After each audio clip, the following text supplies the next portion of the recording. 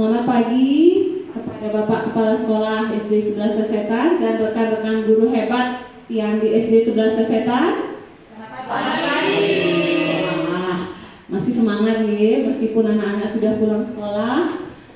Jadi di sini saya selaku guru kelas 6 ingin berbagi tentang materi pembelajaran yang sudah dapatkan di pendidikan guru penggerak. Namun sebelum Tiang memulai acara, Tiang mohon waktu kepada Bapak Kepala untuk memberikan sambutan atau sepatah kata terkait tentang aksi nyata yang sebentar lagi Tiang akan bagikan kepada rekan-rekan guru di SD 11. Untuk waktunya Tiang silakan.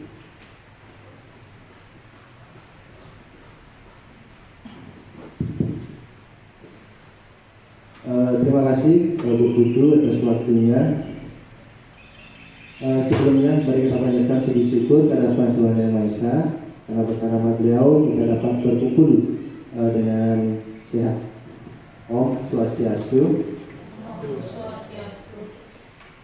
Bapak Ibu semua yang kami hormati, hari ini cukup berbahagia sekali kita akan mendengarkan aksi nyata dari salah satu rekan kita, Bu Putu Kawita Mulyasari, selaku sebagai implementasi materi yang didapatkan dalam pendidikan guru penggerak. Nah, nantinya dia harapkan juga dari Bapak Ibu juga yang lain agar nanti mengikuti apa yang dilaksanakan jejak dari Bu Putu Kawita. Nah, bagaimana nanti materi yang akan disampaikan ini terkait budaya positif.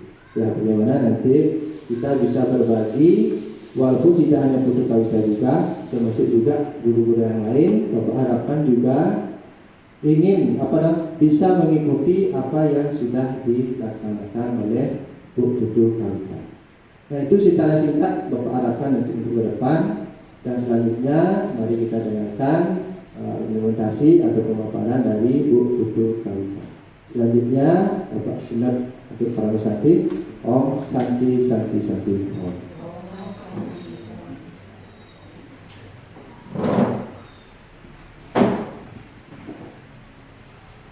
Oke, itu tadi sepatah kata dari Bapak Kepala. Terima kasih yang ucapkan Bapak.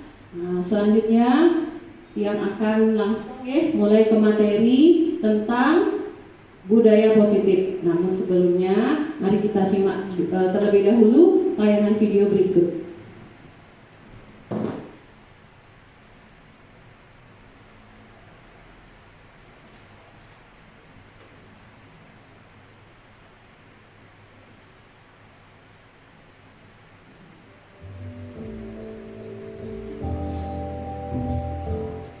Selamat pagi anak-anak.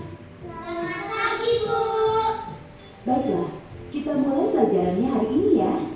Kemarin kan Ibu sudah memberikan tugas menjawab pertanyaan di halaman 45 sampai dengan halaman 47. Nah, sekarang coba Ibu mau periksa jawaban kalian. Safira, coba kamu jawab pertanyaan nomor 1. Safira nggak tahu jawabannya, Bu. Baiklah. Bagaimana dengan pertanyaan nomor 2? Jawabannya apa, Safira?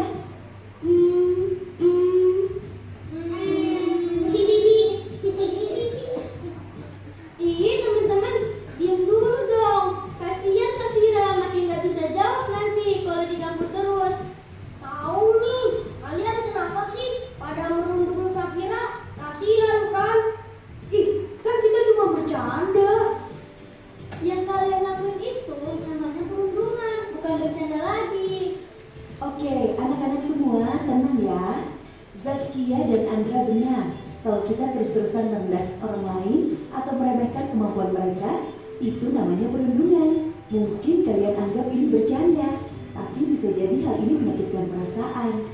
Coba kalian bayangkan jadi Safira, terus-menerus dirundung. Apakah kalian akan merasa nyaman? Tapi aku cuma bercanda, Bu. Gak ada maksud untuk menyakiti Safira kok. Iya, Ibu mengerti. Tapi kadang-kadang ucapan dan perbuatan kita bisa menyakiti orang lain tanpa kita sadari. Apalagi kalau dilakukan berkali-kali dan beramai-ramai.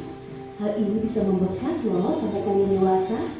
Ya udah deh, kalau begitu aku minta maaf ya Safira. Iya, nggak apa-apa Dirga. Aku maafkan. Ibu akan sangat bangga kalau melihat kalian semua menjadi anak baik yang menjaga perasaan temannya. Di sekolah ini nggak boleh ada yang namanya perundungan. Juga ibu ingin kalian mencontoh Zaskia dan Andra yang berani bersuara dan melawan perundungan. Kalau ada teman yang mengalami perundungan, jangan diam. Dukung temanmu dan laporkan ke ibu, baik perundungan di sekolah ataupun di media sosial. Baik, Bu. Oke, sekarang mari kita lanjutkan pelajaran kita hari ini. Selamat Hari Pendidikan Nasional 2 Mei 2021.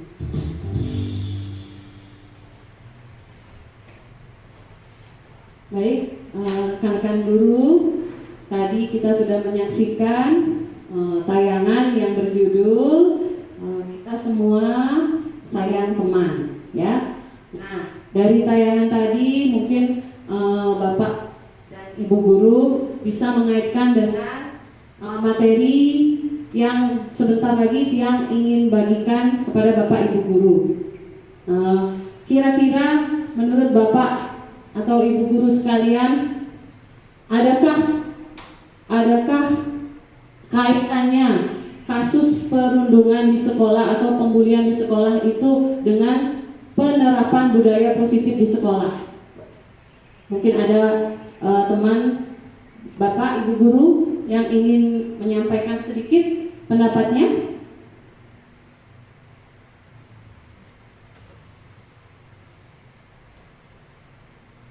Bagaimana? Mungkin Pak Gede yang minta sedikit pendapatnya. Menurut Bapak, apakah video tadi itu ada kaitannya dengan penerapan budaya positif di sekolah kita?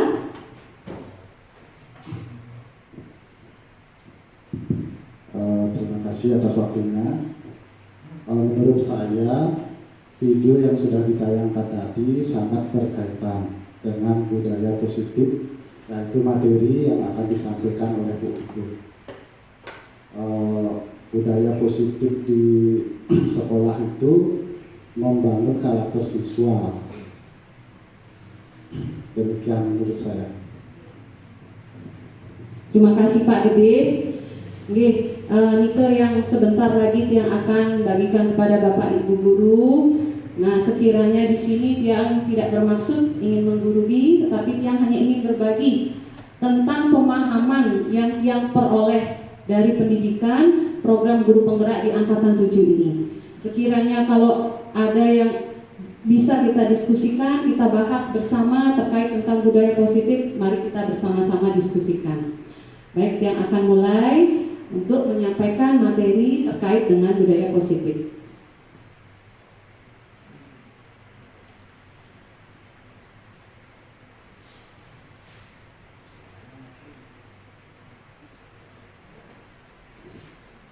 Yang mohon bantuannya Pak Gede untuk menjadi operator.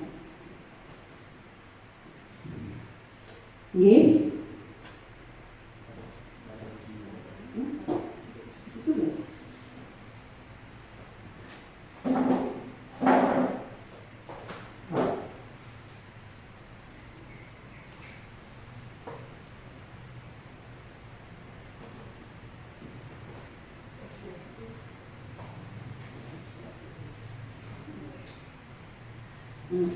Baik, jadi di sini Bapak Ibu guru sebelum menuju ke budaya positif, jadi Tiang memperoleh wawasan terkait tentang pendidikan menurut filosofi Ki Hajar Dewantara. Jadi mungkin Bapak Ibu guru sudah tidak asing lagi dengan nama Bapak Ki Hajar Dewantara. Beliau adalah salah satu pahlawan nasional yang berjasa besar di bidang pendidikan. Nah, jadi di sini beliau menyatakan bahwa pendidikan itu bertujuan untuk menuntun segala kodrat yang ada pada anak-anak agar mereka dapat mencapai keselamatan dan kebahagiaan yang setinggi-tingginya baik sebagai manusia maupun sebagai anggota masyarakat. Yang tentunya juga di sini beliau juga menyampaikan bahwa salah satu dasar dari pendidikan ini adalah pendidikan karakter.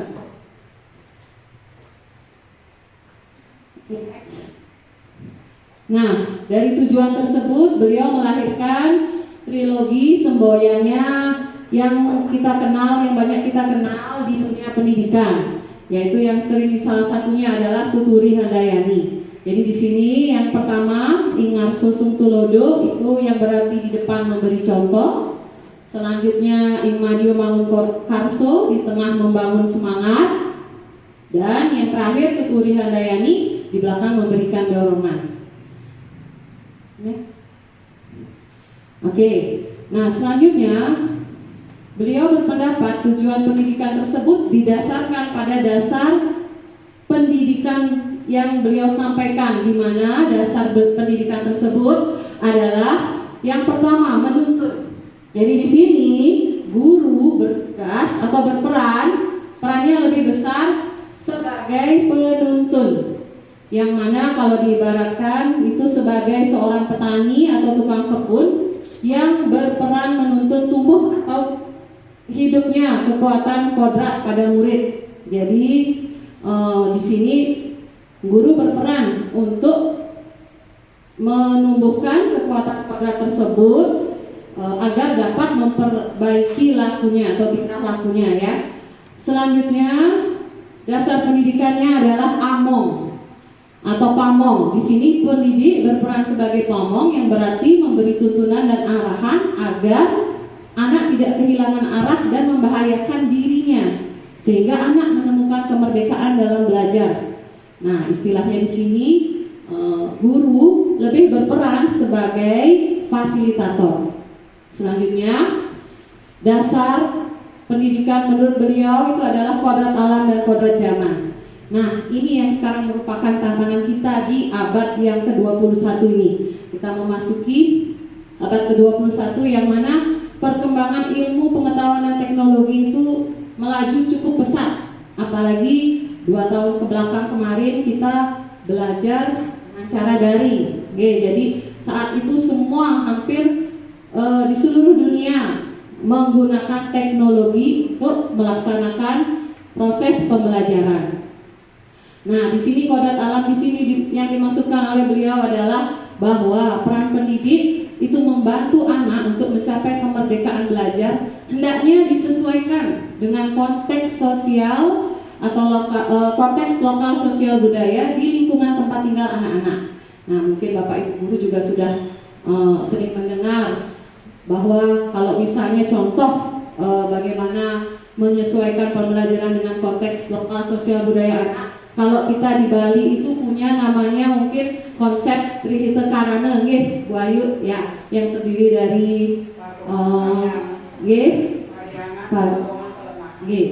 betul sekali Bu Guru, Pariangan, Pawangan dan Palamaha itu. Selanjutnya kodrat zaman. Kodrat zaman itu disesuaikan dengan perkembangan ilmu pengetahuan dan teknologi. Jadi kita sebagai guru atau pendidik hendaknya selalu berinovasi, selalu kreatif, memikirkan cara. Karena cara mendidik anak zaman sekarang dengan zaman dulu jelas sangat berbeda. Oke. Nah, selanjutnya nah di sini yang akan berkaitan dengan pemaparan yang untuk berikutnya yaitu budi pekerti. Nah, beliau juga berpendapat bahwa dasar pendidikan itu didasarkan juga pada budi pekerti yang merupakan perpaduan cipta, yaitu kognitif, karsa, afektif, sehingga menciptakan karya yang merupakan psikomotor. Kemudian yang terakhir, nah ini berpihak kepada anak. Jadi di sini pendidikan hendaknya berpusat kepada siswa atau yang biasa dikenal dengan istilah student center. Ya, di mana memandang anak dengan rasa hormat dan berorientasi pada anak. Dalam artian di sini artinya kita bisa memberikan apresiasi sesuai dengan kemampuan, bakat, minat dan potensi yang dimiliki dengan anak. Jadi anak-anak itu memiliki karakter yang unik. Jadi kita tidak bisa samakan satu dengan yang lainnya. Oke, selanjutnya. Nah, dari dasar pendidikan yang beliau kemukakan lahirlah asas trikon yang terdiri dari kontinuitas, konvergensi, dan konsentris. Kontinuitas di sini itu berkaitan dengan pemikiran kritis beliau tentang sejarah dan nilai-nilai sosial budaya dalam bergerak maju ke depan. Jadi di sini beliau menyampaikan atau berpendapat bahwa dalam memberikan pembelajaran kepada siswa, kita hendaknya dapat berpikir secara kritis tentang sejarah dan nilai-nilai sosial budaya. Sama seperti dulu Presiden Soekarno kita pernah mengucapkan bahwa bangsa yang besar adalah bangsa yang dapat menghargai jasa para pahlawannya. Selanjutnya konvergensi, yaitu pendidikan harus memanusiakan manusia, di mana memperkuat nilai kemanusiaannya. Berikutnya konsentris, pendidikan hendaknya menghargai keragaman dan memerdekakan peserta didik. Oke, selanjutnya. Nah, di sini jadi berdasarkan uraian tersebut dapat Tiang simpulkan bahwa peran pendidik itu memberikan tuntunan dan arahan kepada anak agar dia dapat mengembangkan bakat, minat, potensi diri dan nilai-nilai budaya positif sesuai dengan kodratnya untuk menemukan kemerdekaannya dalam belajar sehingga dia menjadi pribadi dan anggota masyarakat yang berbudi pekerti luhur. Nah, ada mungkin di sini Bapak Ibu guru yang dapat membantu kira-kira merdeka belajar itu seperti nanti.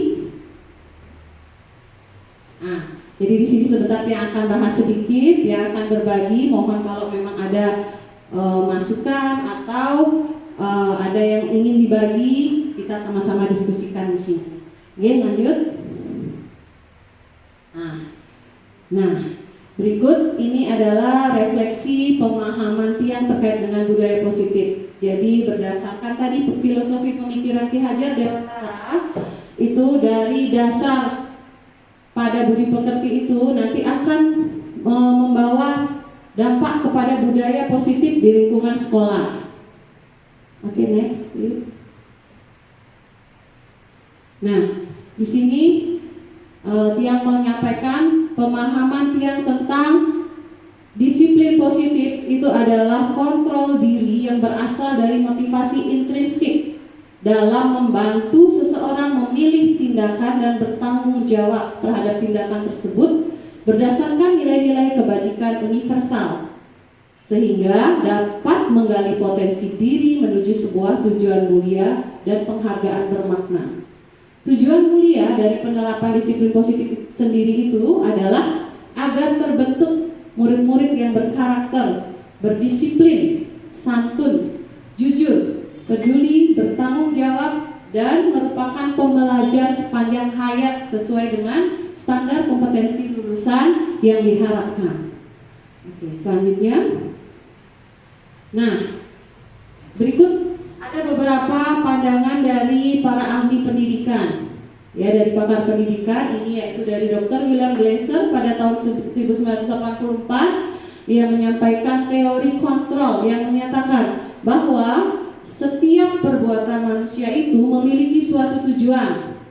Selanjutnya dipertegas lagi oleh Diana Goshen pada tahun 1998 dia mengemukakan bahwa dengan mengaitkan nilai-nilai kebajikan yang diyakini seseorang, maka motivasi intrinsiknya akan terbangun sehingga menggerakkan motivasi dari dalam diri untuk dapat mencapai tujuan mulia yang diinginkan. Nah, selanjutnya dari pandangan para ahli tersebut ada istilah yang merupakan teori kontrol, yang mana ini adalah perspektif yang meluruskan miskonsepsi bahwa kontrol guru terhadap murid yaitu ilusi guru mengontrol murid, ilusi bahwa semua penguatan positif efektif dan bermanfaat, ilusi bahwa kritik dan membuat orang merasa bersalah dapat menguatkan karakter, dan ilusi bahwa orang dewasa memiliki hak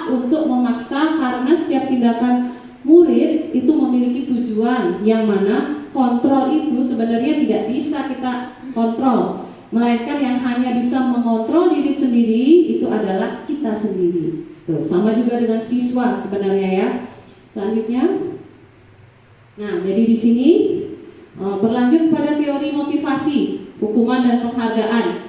Jadi dalam teori motivasi, hukuman dan penghargaan yang kaitannya dengan teori kontrol di awal itu bahwasanya setiap perilaku manusia itu didasari oleh motivasi tertentu, yaitu pertama mungkin menghindari ketidaknyamanan atau hukuman, identitas gagal. Misalnya contohnya takut dihukum ibu guru buat PR gitu. Terus habis itu takut dimarahin orang tua, berbohong, ada begitu nggih. Itu contohnya. Kemudian untuk mendapatkan imbalan atau penghargaan dari orang lain. Nah, jadi wah, ada ibu guru nih buat cepat-cepat ambil sampah atau cepat-cepat piket biar nanti ibu guru pinter gitu contohnya. Selanjutnya untuk menjadi orang yang mereka inginkan dan menghargai diri sendiri dengan nilai-nilai yang mereka percaya. Nah, ini yang nantinya akan berkaitan dengan disiplin atau budaya positif di sekolah. Jadi mereka sudah menyadari datang ke sekolah tanggung jawabnya. Sekarang saya piket, saya harus kerjakan. Ada tidak ada bu guru, tetap dikerjakan. Jadi kelas akan bersih gitu. Begitu juga saat ibu gurunya tidak hadir, diberikan tugas gitu. Kalau dia memiliki nilai-nilai yang dipercaya dalam dirinya, dia akan menumbuhkan motivasi dalam diri. Sehingga dia tanpa terperintah pun dia sudah tahu apa yang harus dia lakukan gitu. Oke, selanjutnya. Nah, jadi apa sih itu tadi kan nilai-nilai kebajikan universal. Jadi saat ini pemerintah itu sedang gencar mengimplementasikan kurikulum merdeka, yang mana di sana diambil nilai-nilai kebajikan yang diharapkan ada pada pelajar Pancasila, yaitu ini. Nah, ada 6 nilai kebajikannya. Bapak Ibu guru mungkin sudah tahu ya. Mungkin Bu Elis bisa bantu bacakan ya. Profil pelajar Pancasila antara lain yang pertama, beriman dan bertakwa kepada Tuhan Yang Maha Esa dan berakhlak mulia. Kemudian berkebinekaan global, bergotong royong, kreatif, bernalar kritis, dan mandiri. Itulah 6 profil pelajar Pancasila-nya.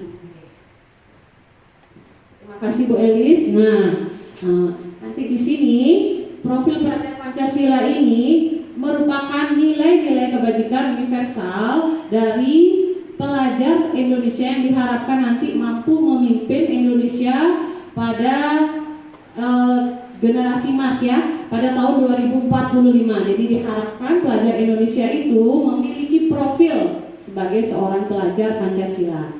Oke, selanjutnya.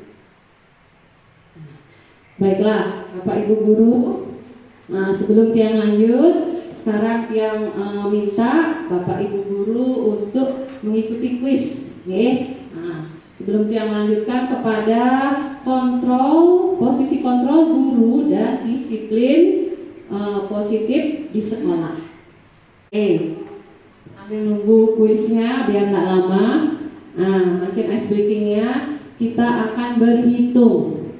Berhitung 1, 2, 3. Hitungan yang keempat, setiap kelipatan 4 sebutkan dor. Ya, jadi kalau ada yang menyebutkan pada kehitungan keempat dia menyebutkan 4, berarti nanti yang minta partisipasinya ke depan. Oke. Nah, yang mulai nih, nanti kelipatan 4, 1, menghitung 1, 2, 3. Nanti yang keempatnya dor. Oke. Jadi, yang mulai dari Pak Wayan Yud, yang paling ganteng. Oke. Siap? 1, 2, 3, Dor. 1, 2, 3. Dor. 1, 2, 3. Oke, berarti konsentrasinya masih bagus nih. Nah, sekarang kita lanjutkan lagi ke lagi satu sambung kata. Jadi misalnya dari Bapak memberikan satu kata, disambung lagi dengan Bu Guru Sabta, kemudian nyambungnya diingat. Contoh nih misalnya, nah, saya, Bapak nyebutin saya, Bu Guru Sabta, saya membeli. Nah, selanjutnya Pak Yud, saya membeli jas. Terus Bu Miss Jessica, saya membeli jas hujan. Nah, jadi disebutkan kata di depan. Ya, jadi siapa yang lama berpikir. Jadi siapa yang lama berpikir nanti berarti tampil ke depan. Tiap mulai dari mana? Dari Bapak nggih? Oke, silakan Bapak. Dimulai dari kata belajar. Belajar. Silakan dilanjutkan Bu Guru. Belajar membaca. Di tengah kota. Harusnya belajar membaca, kata di depannya disebutkan. Oke. Berarti Pak Yud yang minta partisipasinya.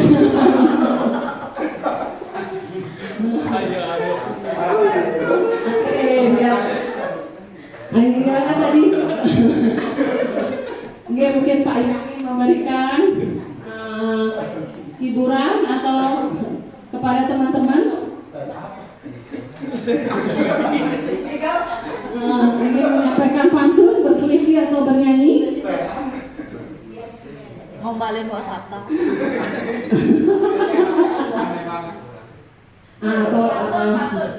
Atau bagaimana menurut pantun? Ya, oke, pantun.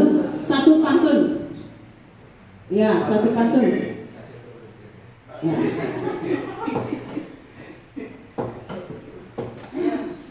Kita bilang cakep.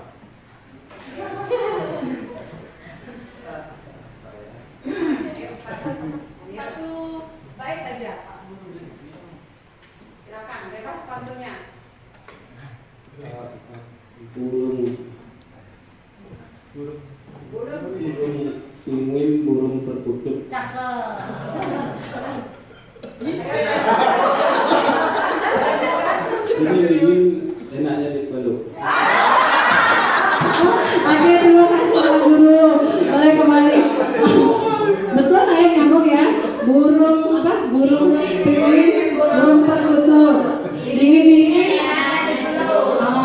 Dulu apa enaknya dijangkut? Oke. Nah, sudah bisa membuka nggih, Bapak Ibu.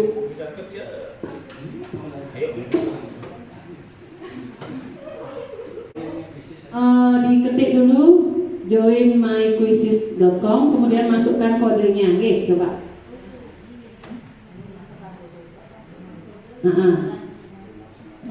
Ya, 599-111 di depan.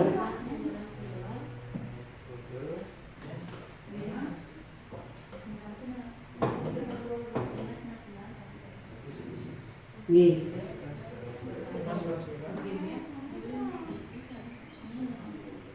Ya. Dari kuisis masukkan kode langsung nggih. 599 satunya 3 kali. Oke. Ya. Yang mulai nggih. Sudah? Sudah Bapak Ibu? Sudah masuk? Oke.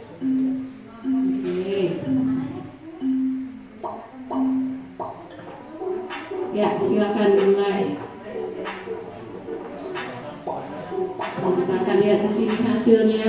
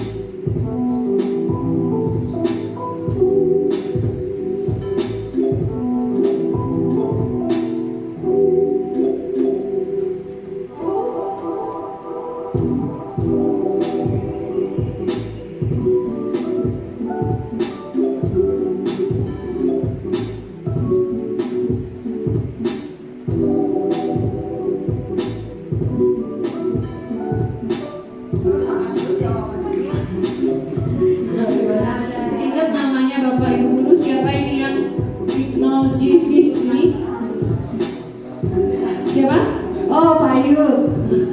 Kemudian Ruta Baga Robin. Siapa?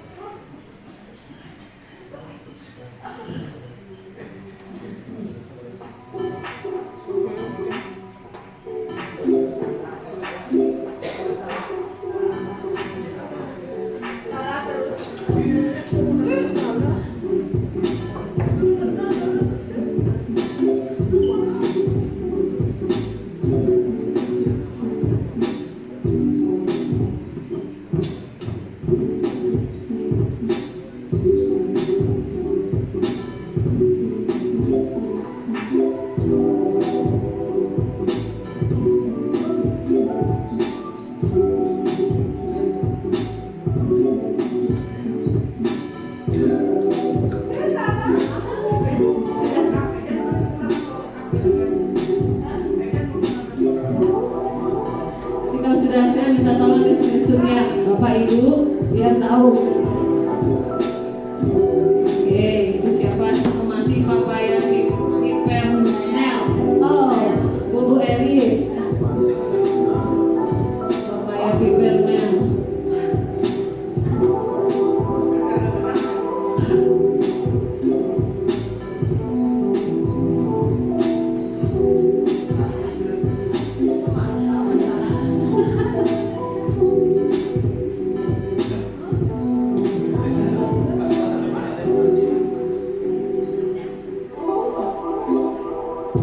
Gimana Bapak Ibu? Sudah sampai ke nomor 10?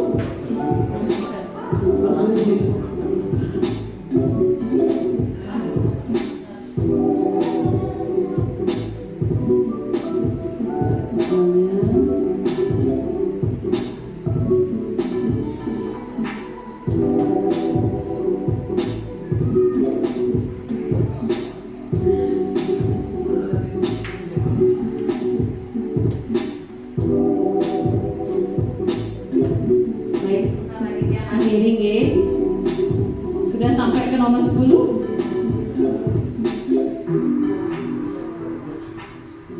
7 ya.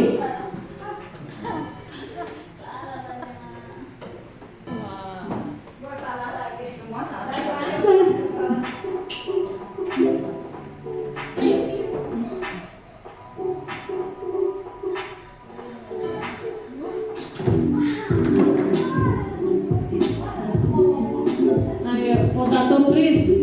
Siapa yang memakai nama Potato Prince? Oke, Miss Jessica.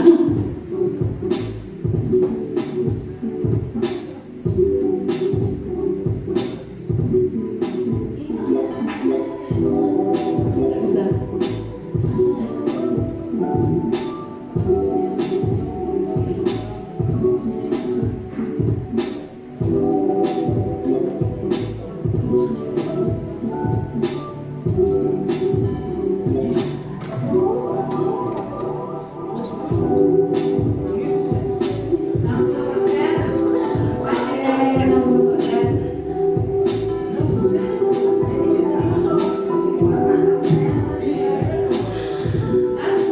Oke, baik Bapak Ibu, yang akhiri ya, dan kita lihat siapa yang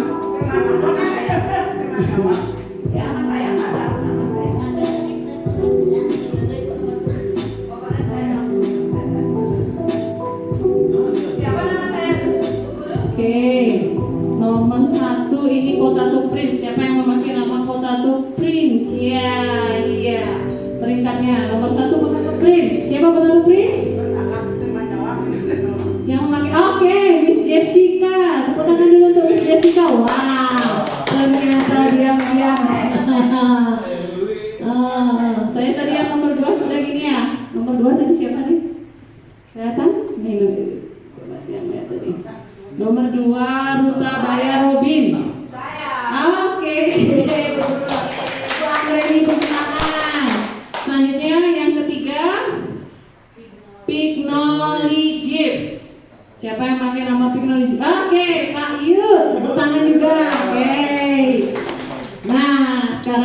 kembali lagi Bapak Ibu, mungkin tadi bingung. Itu tadi adalah kuis tentang kebutuhan dasar manusia dan posisi kontrol guru. Ya, jadi di sana yang Tiang berikan itu kuis tentang 5 dasar kebutuhan manusia dan 5 posisi kontrol guru terkait dengan kebutuhan dasar tersebut. Oke, boleh ditutup kuisnya Pak Gede. Lanjutkan kembali.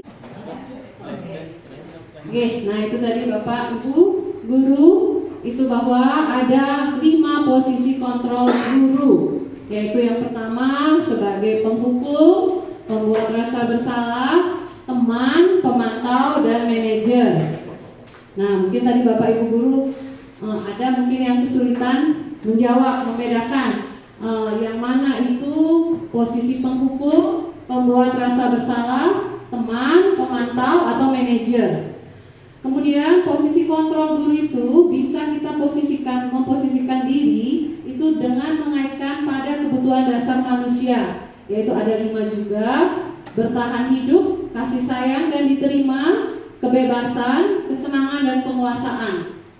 Nah, berkaitan dengan posisi kontrol guru ini, 5 posisi kontrol guru dan 5 kebutuhan dasar ini, maka di sini Tiang berusaha menerapkan budaya positif di sekolah melalui pembentukan atau penyusunan keyakinan kelas. Nah, di sini artinya keyakinan kelas adalah nilai-nilai kebaikan atau kebajikan universal yang disepakati dan diyakini oleh semua murid sehingga dapat diterapkan di kelas untuk mengontrol perilaku atau tindakan agar lebih bertanggung jawab dan dapat menguatkan karakter dalam mewujudkan budaya positif di sekolah. Nah ini sebelumnya Tiang di awal tahun ajaran sudah mengajak siswa untuk menyusun kesepakatan kelas. Jadi kesepakatan kelas itu disusun berdasarkan ide atau gagasan murid, yang mana awalnya itu saya awali dengan menanyakan kepada murid pembelajaran kegiatan belajar seperti apa yang mereka inginkan, supaya nanti kita bisa belajar secara optimal, secara maksimal, dan murid merasakan kesenangan, kenyamanan saat belajar, sehingga apa yang dia pelajari dapat dia pahami dengan mudah. Oke. Nah, kemudian dari kesepakatan kelas itu yang ambil inti atau nilai-nilai yang ada dalam kesepakatan kelas itu menjadi sebuah keyakinan kelas. Nah, lalu apa yang terjadi jika seandainya keyakinan kelas atau kesepakatan itu ada yang melanggar? Nah, ini Bapak Ibu guru nanti bisa melakukan yang namanya restitusi atau biasa dikenal dengan sebutan segitiga restitusi. Ini ada kaitannya dengan nanti 5 posisi kontrol guru. Oke, jadi segitiga restitusi itu mungkin sudah Bapak Ibu guru lakukan dalam kesehariannya, hanya saja tidak tahu istilahnya sekarang itu disebut segitiga restitusi. Baru sekarang disampaikan atau diistilahkan segitiga restitusi itu, yang mana terdiri dari menstabilkan identitas, validasi tindakan yang salah, dan menanyakan keyakinan. Nah, jadi segitiga restitusi ini baru bisa dilakukan kalau kita sudah melakukan keyakinan kelas bersama murid di kelas. Oke, nah di sini Bapak Ibu guru bisa lihat gambar posisi kontrol guru. Kira-kira kalau kita lihat dari gambar posisi 1 itu, posisi kontrol guru apa yang diambil oleh guru itu? Oke, Bapak? Bapak yang mungkin sudah pengalaman, sudah duluan di angkatan 1. Oke, itu posisi kontrol guru sebagai penghukum. Ya, jadi di situ gambar 1 terlihat bahwa guru tidak memberikan kesempatan kepada anak untuk menjelaskan penyebab kesalahan yang dia lakukan, sehingga tanpa bertanya, tanpa mengidentifikasi langsung memberikan hukuman. Nah, dan hukuman itu ditentukan oleh guru. Selanjutnya coba gambar yang kedua, kira-kira posisi guru yang sebagai apa itu? Lihat muridnya maju ke depan, kemudian membaca. Bapak Ibu sebagai manajer, memantau, Atau sebagai teman? Sebagai Bapak? Memantau, ya, memantau. Oke, jadi dia memantau apa yang dilakukan oleh murid. Selanjutnya yang nomor 3, kira-kira sebagai apa? Pemantau, manajer, penghukum, pembuat rasa bersalah, atau teman? Oke, teman, betul sekali. Oke, boleh dilanjutkan. Nah, jadi di sini saya akan sampaikan sedikit pemahaman yang Tiang peroleh terkait dengan posisi kontrol guru. Jadi di sini yang pertama, penghukum itu biasanya hukuman yang diberikan itu satu arah. Jadi biasanya kata-kata yang diucapkan seperti patuhi aturan saya atau awas. Nah, kamu selalu saja salah, selalu pasti yang terakhir selesai. Guru seperti ini biasanya percaya hanya ada satu cara pembelajaran bisa berhasil, yaitu caranya. Artinya guru sebagai penghukum di sini mengambil posisi kontrol sebagai penghukum biasanya itu sifatnya satu arah. Jadi apa-apa semua ditentukan oleh guru, gitu. Jadi tidak diberikan kesempatan kepada siswa itu untuk memperbaiki dirinya, sehingga kadang muncul rasa kesal, dendam, atau bahkan tidak senang dengan guru dan pelajarannya. Tuh, lanjutkan. Oke, kemudian yang kedua, membuat rasa bersalah. Nah, pada posisi ini biasanya guru akan bersuara lebih lembut. Pembuat rasa bersalah akan menggunakan keheningan yang membuat orang lain merasa tidak nyaman, bersalah atau rendah diri. Biasanya kata-kata yang keluar dengan lembut akan seperti, ibu sangat kecewa sekali dengan kamu. Berapa kali Bapak harus memberitahu kamu ya? Gimana coba kalau orang tua kamu tahu kamu begini? Di posisi ini murid akan memiliki penilaian diri yang buruk tentang diri mereka. Murid merasa tidak berharga dan telah mengecewakan orang-orang yang disayanginya. Oke, selanjutnya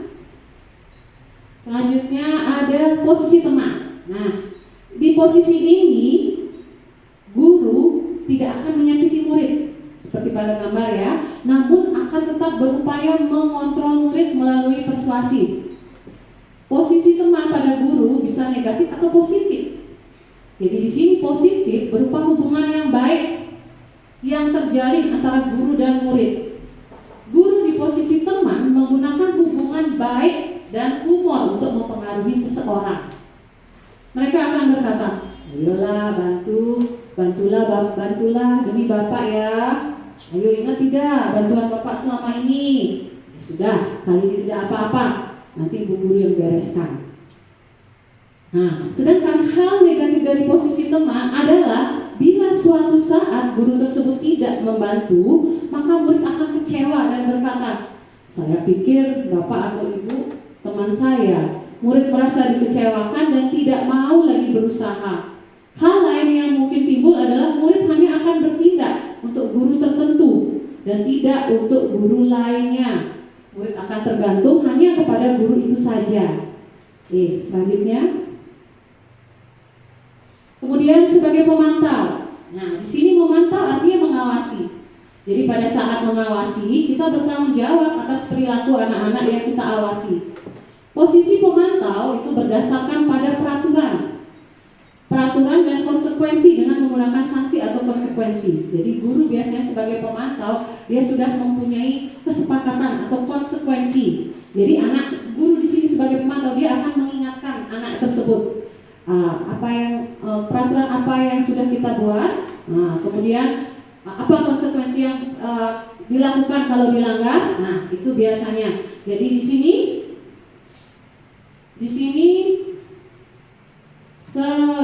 pertanyaan yang diajukan oleh seorang pemantau adalah peraturannya apa, kemudian apa yang sudah kamu lakukan, sanksi atau konsekuensinya apa.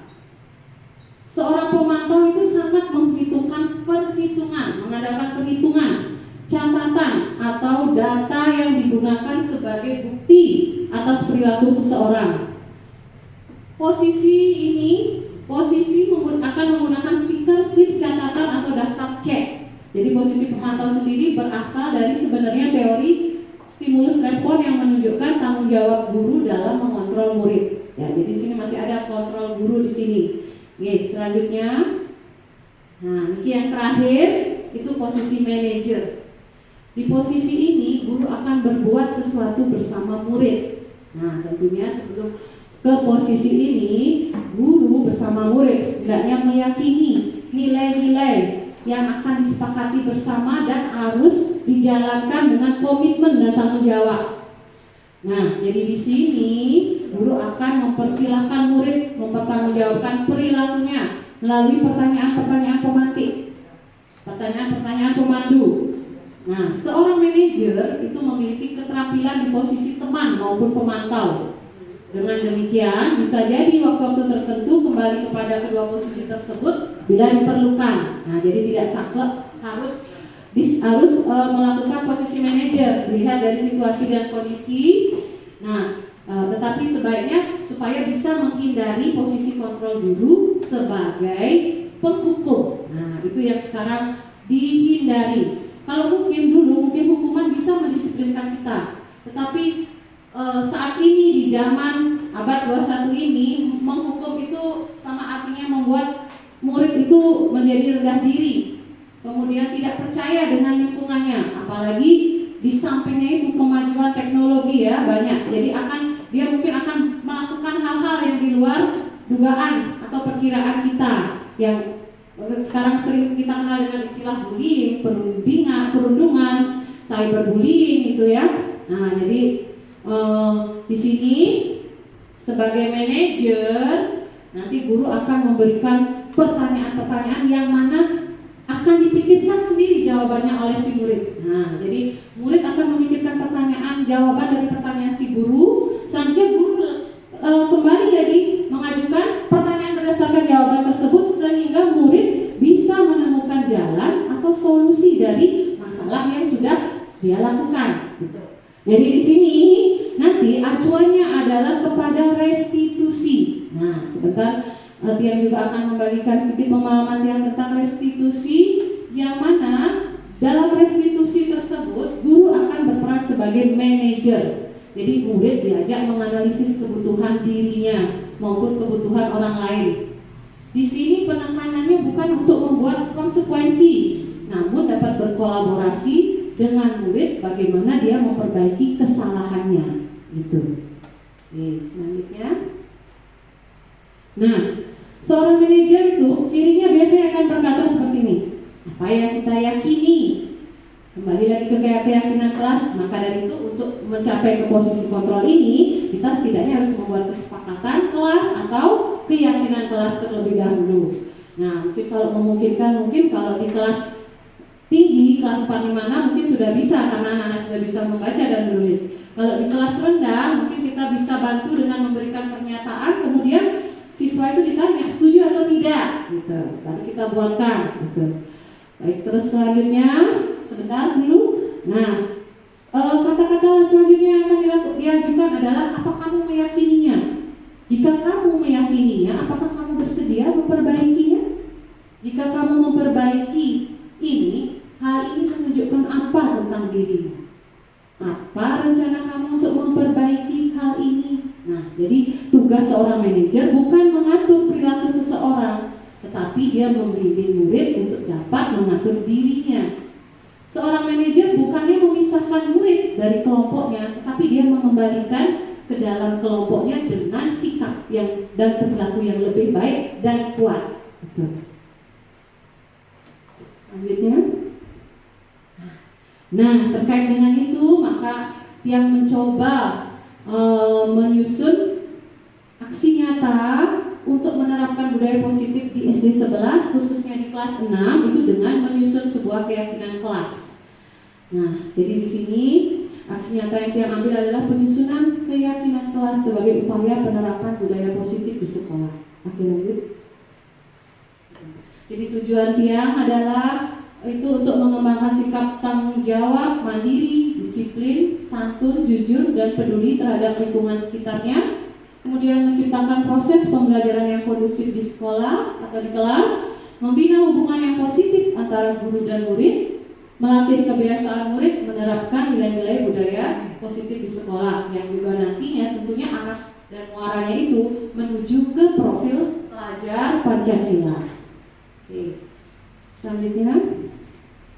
Nah, jadi langkah-langkah yang kita ambil itu adalah yang pertama itu kelas impian. Jadi pertama dia mengajak siswa untuk menulis pendapat, gagasan atau idenya tentang suasana kelas yang diharapkan saat mengikuti proses pembelajaran.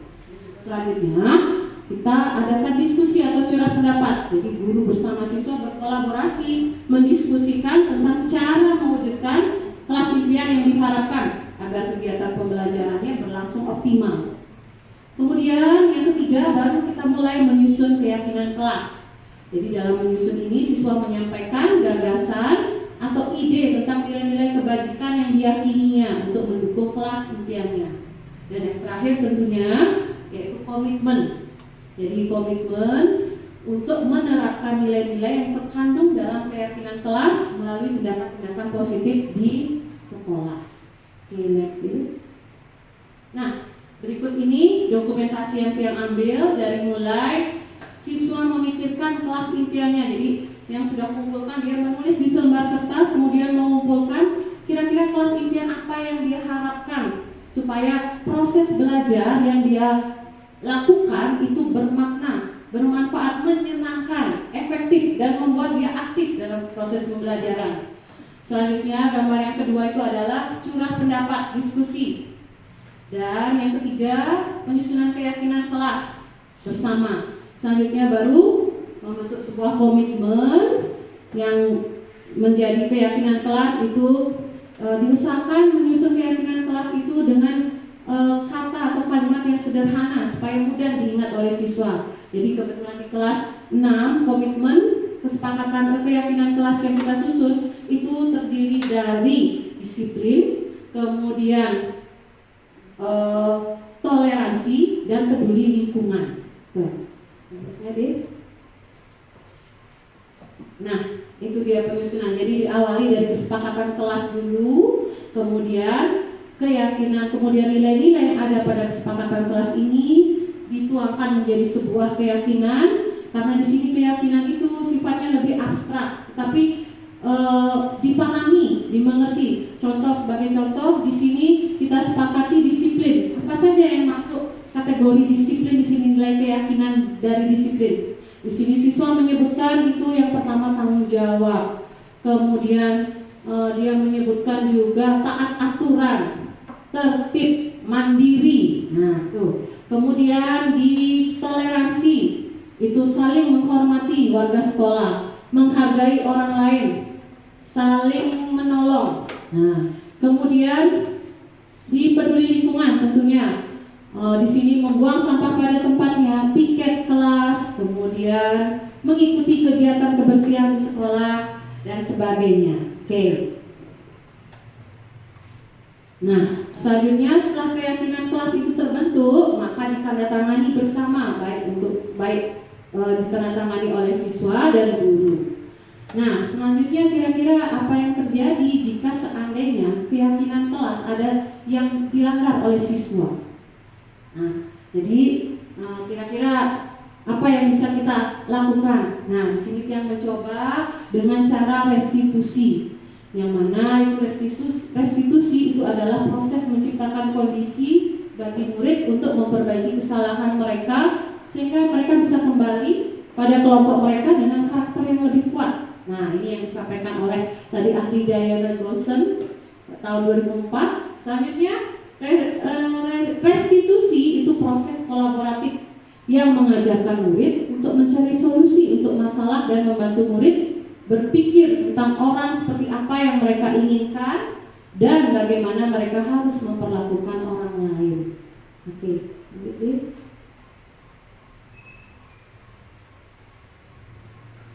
Nah, terkait dengan institusi ada istilah yang sekarang sudah umum, sudah banyak yang menggunakan ya Bapak Ibu guru. Ini yang pertama yaitu menstabilkan identitas. Nah, di sini tujuannya itu untuk mengubah identitas anak dari orang yang gagal karena melakukan kesalahan menjadi orang yang sukses. Nah, di sini maksudnya begini misalnya, ada anak yang berkelahi, kemudian memukul temannya.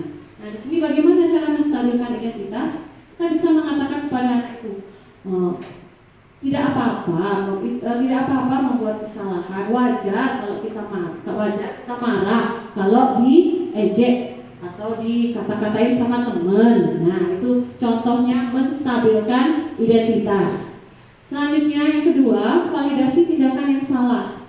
Jadi di sini setiap tindakan kita dilakukan dengan suatu tujuan. Nah, seperti tadi ada pada teori motivasi, hukuman dan penghargaan ya Bapak Ibu. Jadi tujuannya itu pasti untuk memenuhi kebutuhan dasar tadi yang terdiri dari 5 itu. Ya, contoh misalnya ini di kelas ada anak yang ribut, tidak mau mendengarkan guru, tidak mau mengerjakan tugas. Nah, kira-kira kalau Bapak Ibu mengidentifikasi kebutuhan dasar dari anak mana yang tidak terpenuhi saat itu?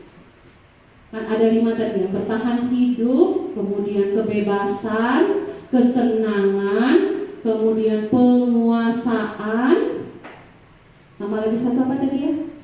Ada yang masih ingat? Kasih sayang, iya bagus Ibu. Kasih sayang dan diterima. Kira-kira kalau misalnya di kelas ada yang ribut, tepuk-tepuk bangku, tidak mau buat tugas, kemudian tidak mau mengikuti nasihat ibu dan bapak guru, itu kira-kira kebutuhan mana yang belum mereka penuhi, yang ingin mereka penuhi saat itu? Mungkin ada yang bapak ibu guru ingin menyampaikan aspirasinya, kita sama-sama. Terus terang yang juga baru belajar, Niki yang juga baru mengenal segitiga restitusi, atau mungkin bapak yang sudah lebih pengalaman di angkatan 1, mungkin kira-kira kalau ada murid tepuk-tepuk bangku, ribut, tidak mau nurut, tidak mau buat tugas, kira-kira kebutuhan dasar mana ya bapak yang ingin dipenuhi oleh anak? Ya. Kebebasan, kesenangan, kasih sayang, bertahan hidup, atau penguasaan? Penguasaan menurut bapak? Nah, kan oh gitu, bapak juga baru ini, oh gitu, oke. Jadi kalau dia bisa tepuk-tepuk bangku, dia seneng tepuk-tepuk bangku, sampai tidak menghiraukan bapak ibu gurunya, bahkan tidak mau buat tugas, itu kebutuhan dasar yang coba dipenuhi anak itu adalah kebutuhan akan kesenangan. Iya, tuh. Jadi dia mungkin merasa bosan ya dengan pelajaran yang kita lakukan, sehingga dia memikirkan cara bagaimana caranya supaya dia tetap senang di kelas itu, meskipun dia tidak memperhatikan bapak ibu gurunya gitu. Jadi sekarang apa yang bisa kita lakukan supaya kesenangannya dia terpenuhi? Nah, kira-kira, coba mungkin Ibu Lisna, kira-kira apa? Kalau misalnya ada murid yang begitu, kira-kira Ibu Lisna apa yang Ibu Lisna lakukan?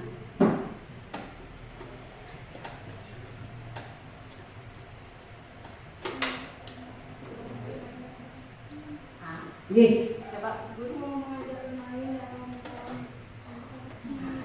berarti apa namanya? Ya, ice breaking. Ya, betul sekali Bapak, ice breaking. Atau mungkin sesuai dengan pelajaran. Ya, game based learning ya. Atau apa namanya itu? Joyful learning, artinya biar dia senang ya. Jadi ada ice breakingnya, ada energizernya, atau mungkin diberikan lagu, atau mungkin kan kita pasti melihat ya, mengenal karakteristik siswa. Ini siswa nggak bisa diam, ini anaknya nggak bisa diam. Gimana caranya supaya dia mau tetap fokus saat kita memberikan pembelajaran? Oke, baik. Selanjutnya adalah tadi yang ketiga, menanyakan keyakinan di segitiga restitusi. Nah, di sini ketika identitas suksesnya sudah tercapai, artinya nih kayak muridnya dibelain ya. Oh, guru nggak apa-apa berarti kalau saya buat salah. Nah, di sini baru tingkah laku yang salah itu setelah tingkah laku di identitasnya disukseskan, kemudian divalidasi pada langkah kedua, maka anak akan siap dihubungkan dengan nilai-nilai yang dia percaya. Baru ditanyakan anak itu dan berpindah menjadi orang yang diinginkan. Misalnya contoh, misalnya dia ribut nih di kelas, kan ada kesepakatan bahwa disiplin, tadi ada kesepakatan disiplin. Jadi bagaimana sekarang merestitusi dia supaya dia menyadari pelanggaran terhadap keyakinan yang sudah dia lakukan. Nah, misalnya ditanya, kenapa ribut nak? Itu misalnya saya bosen bu, atau saya lagi nggak enak badan, gitu misalnya, atau saya lagi males gitu. Nah, terus ditanya, ya wajar aja sih ya, setiap orang punya bosen, itu misalnya guru menstabilkan identitas. Nah, tetapi apakah menurut kamu pantaskah meluapkan kebosanan itu dengan membuat keributan sehingga mengganggu teman yang lain? Nah, itu divalidasi tindakan yang salahnya. Misalnya dia ngomong, kalau misalnya dia bilang enggak gitu, nah coba kalau misalnya dia nggak tahu gitu ya, kita ingatkan. Nah, coba ingat kembali, ayo mari kita buat kesepakatan kelas kan. Ayo yang mana kira-kira, ayo yang itu yang dilanggar. Kalau kita ribut sampai ganggu teman, apalagi teman tuh benar-benar terganggu gitu kan, pasti dia suruh ingat nih. Makanya kita buat keyakinan kelas yang sederhana supaya mudah diingat. Tapi dari sederhana itu kita terus kembangkan bahwa ada poin-poin yang harus ditaati dari keyakinan kelas tersebut. Nah, jika misalnya dia bilang disiplin bu, ya disiplin yang mana misalnya? Oh, mengganggu teman, tidak tertib gitu misalnya. Nah, oke. Sekarang kalau begitu, kira-kira bagaimana caranya sekarang memperbaiki supaya hal itu tidak terulang? Dia lagi yang berpikir kan? Nah, nanti kalau misalnya dia butuh, kita bisa bantu misalnya, atau mungkin saat bosan bisa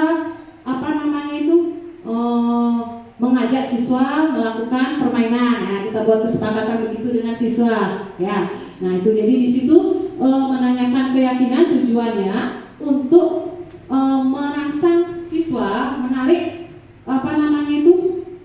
kira-kira solusi apa yang bisa dia berikan untuk masalah yang sudah dia lakukan. Itu intinya yang menanyakan keyakinan. Oke, lanjut Pak Gede. Nah, jadi di sini ini segitiga. Nah, jadi kalau dilihat dari gambarnya Bapak Ibu, di sini segitiga restitusi tidak mesti harus dilakukan dari awal, tidak saklek. Tergantung dari kesalahan apa yang dibuat sama siswa. Kalau memang benar-benar besar sekali sampai mukul teman gitu, sampai benar-benar melukai gitu, kita bisa lakukan dari awal. Tetapi kalau cuma ya sekedar ribut aja, ya cukup divalidasi atau ditanyakan keyakinannya saja boleh. Tuh misalnya. Jadi contohnya misalnya kayak di menstabilkan identitas, kita bisa sebutkan setiap orang pasti pernah melakukan kesalahan, ibu juga pernah kok, nah, kan bisa gitu. Kemudian kamu bukan satu-satunya orang yang pernah melakukan kesalahan ini, ada juga kok ibu guru juga pernah, kan bisa begitu. Nah, kemudian divalidasi tindakan. Nah, kita validasi tindakannya tadi sudah kita buat sama-sama posisinya ya, stabilkan. Kamu tentu punya alasan mengapa melakukan itu. Nah, kemudian adakah cara yang lebih baik atau efektif untuk mendapatkan apa yang kamu inginkan atau apa yang kamu butuhkan? Nah, dia yang berpikir lagi kan, supaya nggak betul-betul ngejar gimana nih caranya, kan dia otomatis akan berpikir saat itu. Nah, kemudian menanyakan keyakinan. Nah, di sini menanyakan keyakinan, nilai-nilai apa yang telah kita sepakati bersama, atau keyakinan apa yang kamu yakini. Kemudian kamu ingin jadi orang seperti apa sih? Bisa begitu. Oke, dilanjutkan. Oke, nah ini yang mencoba mengambil kasus. Nah, ini membuat skenario. Jadi ini ada kasus pertama, Nanda murid kelas 6 mengejek teman sekelasnya yang bernama Bulu, yang merupakan murid pindahan dari luar daerah. Bulu pun membalas ejekan Nanda sehingga menyebabkan terjadinya suatu perkelahian di dalam kelas saat jam istirahat. Nanda memukul pipi Bulu karena tidak terima diejek balik oleh Bulu. Namun Bulu menerima pukulan Nanda tanpa membalas dan hanya menangis. Oke, nah di sini ada sedikit yang mempraktekkan segitiga restitusi terkait kasus pertama. Ini mohon disimak Bapak Ibu guru.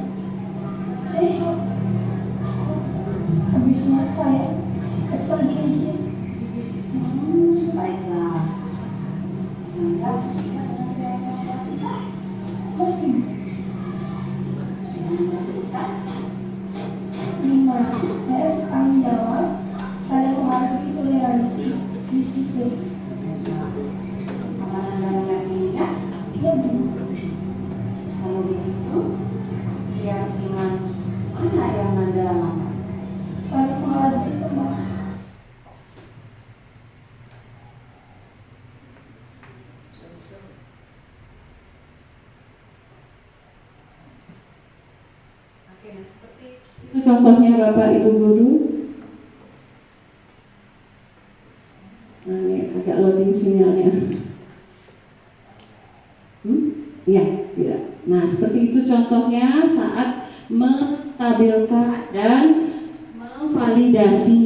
Nah, lanjutkan nanti dengan menanyakan keyakinan. Selanjutnya di kasus kedua niki yang coba juga masih ada anak siswa kelas 6 yang suka coret-coret meja saat jam istirahat. Kemudian salah satu temannya menasehati untuk tidak coret-coret meja, namun diabaikan sehingga temannya lapor ke ibu guru. Nah, lalu apa yang terjadi?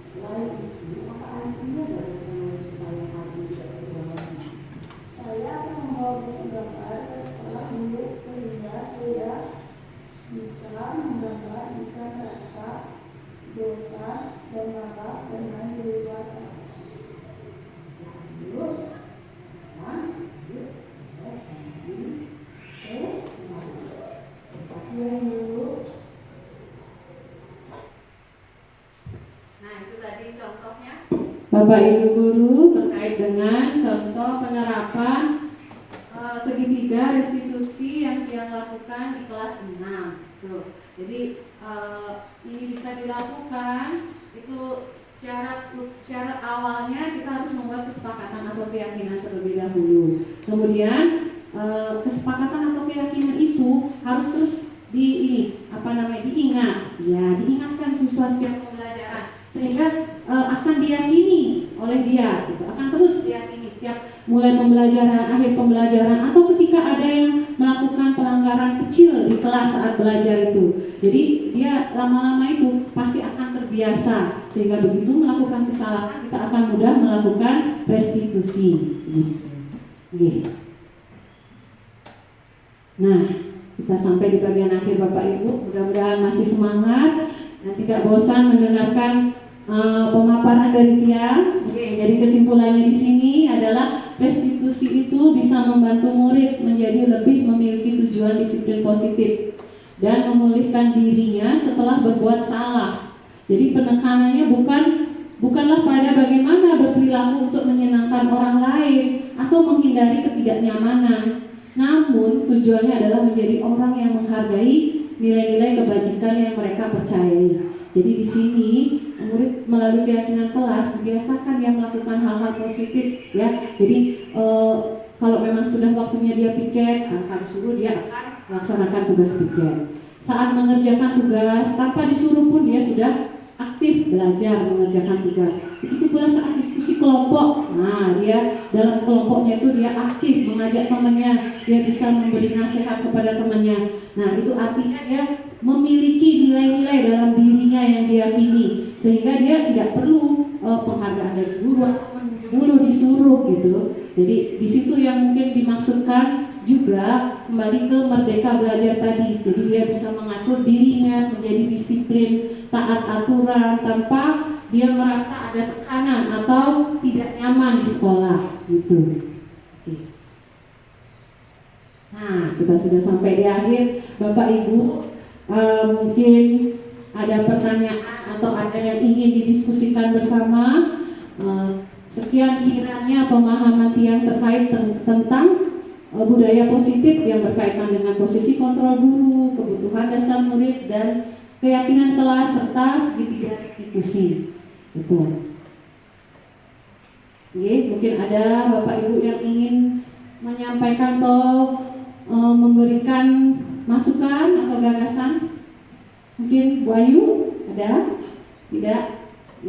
Jadi yang juga terus terang, yang juga baru di sini juga mengenal apa itu segitiga restitusi. Yang juga awalnya bagaimana caranya menerapkan itu, karena yang juga menyadari, saya juga menyadari bahwa kita melakukan disiplin positif itu tidak sehari dua hari, tapi prosesnya lama gitu. Dan memang butuh waktu yang tidak sebentar dan proses yang tidak sebentar juga, prosesnya panjang. Jadi tidak bisa dilihat hanya sehari dua hari setelah kita buat keyakinan kelas, kesepakatan kelas, kemudian didiamkan saja, ya tidak akan meresap pada diri murid gitu. Bapak Ibu, jadi terus terang yang juga baru kemarin menyusun begitu awal masuk tahun semester 2 yang baru juga menyusun, jadi ya masih belum terlihat, tapi setidaknya anak-anak sudah memiliki keyakinan kelas. Jadi kalau misalnya contoh yang datang agak terlambat gitu, misalnya mereka sudah piket, sudah sembahyang gitu, bahkan ada yang sudah baca bukunya, ada yang sudah berdiskusi. Kalau yang tinggalkan tugas mereka sudah selesaikan dengan baik gitu. Itu yang perubahan yang rasakan sebelum dan sesudah yang membuat keyakinan kelas. Sebelumnya, sebelum kesepakatan keyakinan kelas itu, anak-anak itu masih cuek. Ada beberapa yang cuek, tidak mau peduli dengan tugas, ada beberapa itu. Tapi setelah membuat keyakinan kelas, bahkan yang suka ribut pun tiba-tiba bisa jadi anteng di kelas gitu. Karena itu kalau misalnya dia melakukan pelanggaran, maka dia akan memikirkan bagaimana caranya dia mengatasi pelanggaran dari keyakinan atau kesepakatan kelas yang dia lakukan tadi. Begitu. Itu kiranya Bapak Ibu, semoga apa yang Tiang sampaikan memiliki manfaat untuk sekolah kita, supaya sekolah kita itu bisa menerapkan budaya yang positif sehingga terbentuk karakter-karakter yang sesuai dengan nilai-nilai kebajikan kita yang mengacu pada profil pelajar Pancasila. Oke, kalau tidak ada yang mohon Bapak Ibu guru untuk mengisi refleksi di Padlet ya.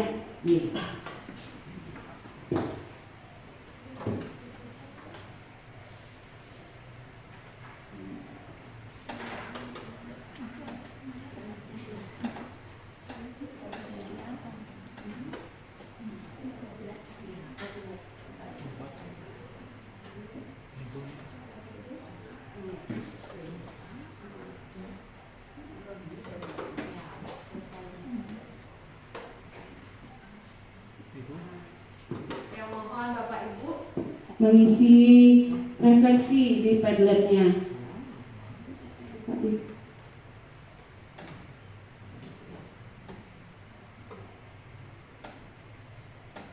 Jadi di sana adalah apa yang Bapak atau Ibu peroleh dari kegiatan kita berbagi hari ini. Kemudian kira-kira apakah ada tindak lanjut yang akan Bapak Ibu lakukan terkait tentang budaya positif di sekolah? Kemudian bagaimana pesan dan kesan serta saran atau mungkin kritik tentang pelaksanaan diseminasi yang sudah saya lakukan hari ini. Ini yang mohon tidak harus sekarang selesai nih, nanti bisa enter. Nah, sebelum Tiang akhiri, Tiang ucapkan terima kasih banyak kepada Bapak Kepala atas waktunya, rekan-rekan guru hebat yang di SD 11 yang sudah Tiang ajak selama bertahun-tahun bekerja sama di SD 11 Sesetan. Terima kasih atas waktunya, terima kasih atas partisipasinya. Tiang mohon maaf jika ada kata-kata atau kalimat atau mungkin penyampaian yang kurang berkenan di hati Bapak atau Ibu guru. akhir kata yang akan tutup diseminasi ini dengan Prama Santi. Om Santi, Santi, Santi. Oh, terima kasih Bapak Ibu guru hebat di SD 11 Sesetan. Yang bilang SD 11 Sesetan, jaya, jaya, jaya. Baik, oke. SD 11 Sesetan, jaya, jaya, jaya. Terima kasih Bapak Ibu guru hebat. Mohon aplausnya sebentar. Oke, kegiatan yang akhir.